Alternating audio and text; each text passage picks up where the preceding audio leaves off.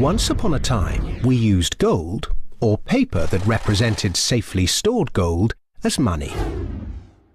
It worked well for thousands of years, partly because gold is independent, and partly because it keeps its purchasing power. An ounce of gold buys you as much food, clothing, and energy as it did 50, or 150, or 1,550 years ago. Compare that to modern money, which seems to buy you less and less each year. 100 years ago, when the Federal Reserve Bank was formed, $1 would buy you this much oil. 50 years ago, it bought you this much. Now, it buys you this much. That's not very much, is it? In fact, in the 100 years since the Federal Reserve Bank was formed to protect the currency, the purchasing power of the dollar has fallen by this much. Why did governments stop using gold? In 1914, the British and German governments were committed to various spending programs and World War I, a war that probably needn't have happened, and neither had the money or gold to pay for it. So they took their countries off the gold standard and, free of its restraints, printed the money they needed.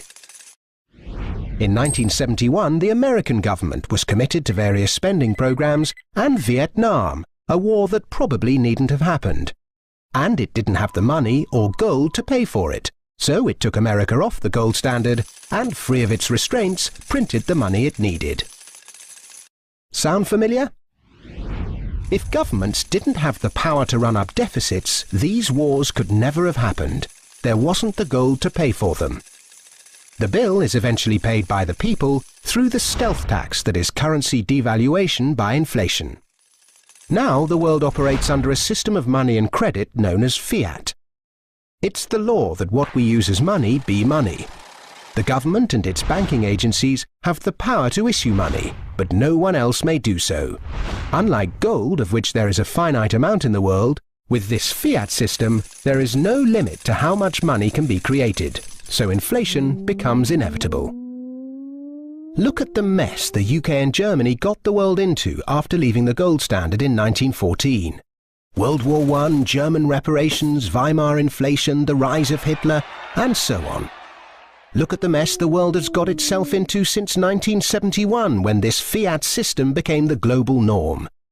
An endless sea of wars, debt, poverty, social inequality, economic bubbles, rampant consumerism, and environmental rape. None of which could ever have happened to anything like the same extent, with that little bit of discipline and restraint imposed by gold.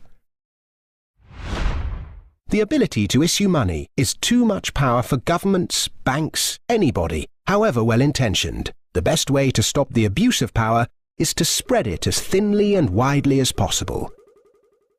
That's why we need to get back to a sound system of money. Unlike any bank, any corporation, any government or any body, gold really is independent.